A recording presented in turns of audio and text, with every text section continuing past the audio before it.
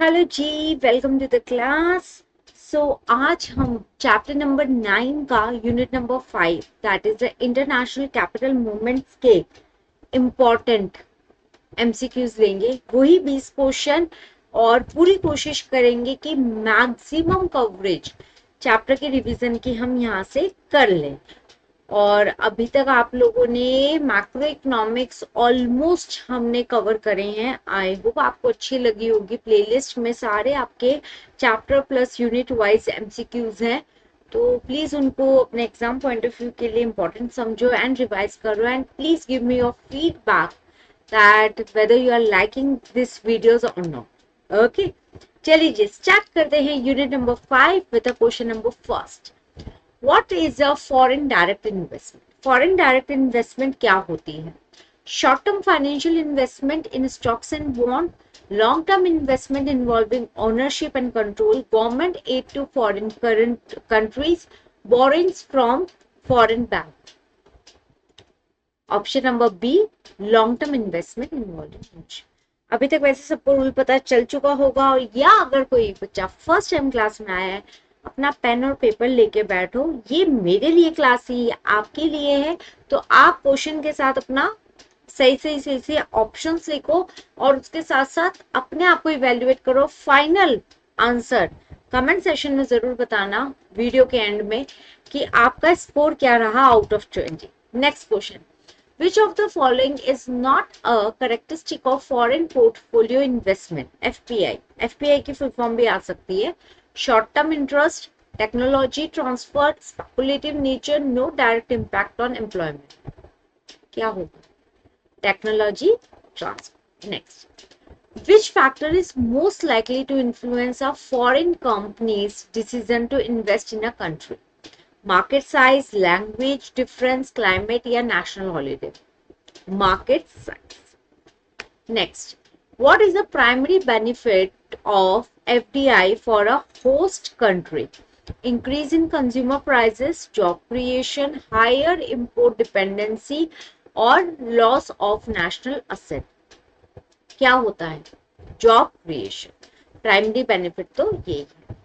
Which of the following is an example of greenfield investment?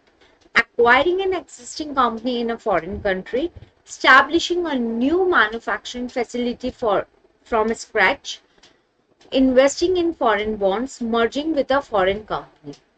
किस चीज का example हम मानते हैं greenfield investment? Establishing a new manufacturing facility from scratch. What is one potential cost of FDI for a host country?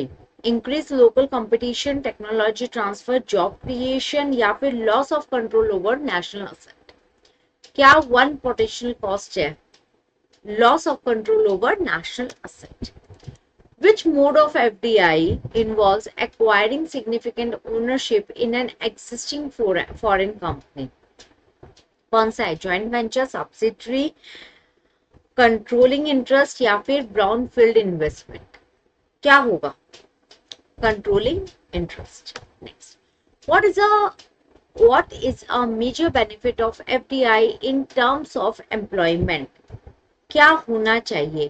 Creation of part time jobs only, creation of indirect employment opportunities, reduction of wages या फिर job outsourcing? Creation of indirect employment opportunities.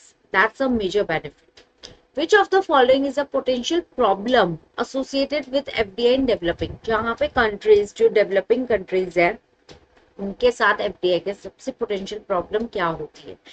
Increased technology transfer, limited job creation due to capital intensive production, improve infrastructure या increase export promotion? One and only problem, that is the job creation due to capital intensive production. हाँ जी, next. Which of the following is a safeguard that countries may implement to maximize the benefit of FDI? Complete ban on FDI, domestic content requirement, no restrictions on foreign ownership या allowing unrestricted profit repatriation? क्या होगा? Domestic content requirement, that is a safeguard. How does FDI contribute to economic growth in a host country?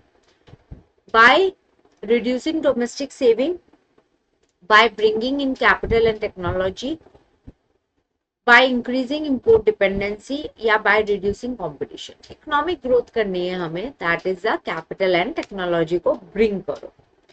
Next आते हैं, what is the characteristic of FPI as compared to FDI? Long-term interest, involve physical asset creation, speculative and short-term in nature, या फिर direct impact on employment. क्या होता है speculative and short-term in nature? Which of the following factor is a political determinant of foreign investment? Market size, tax incentive, geographical proximity या फिर cost of resources. क्या होगा? Tax incentive. That is a political determinant.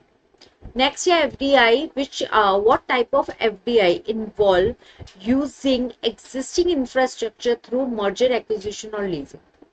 Greenfield, brownfield, joint venture या equity injection. That is a brownfield. Which country received a record FDI inflow in 2020 to 21? China, India, Brazil या फिर Russia? India.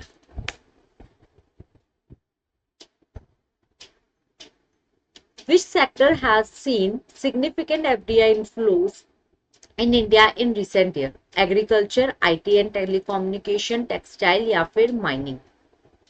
कौन सा है?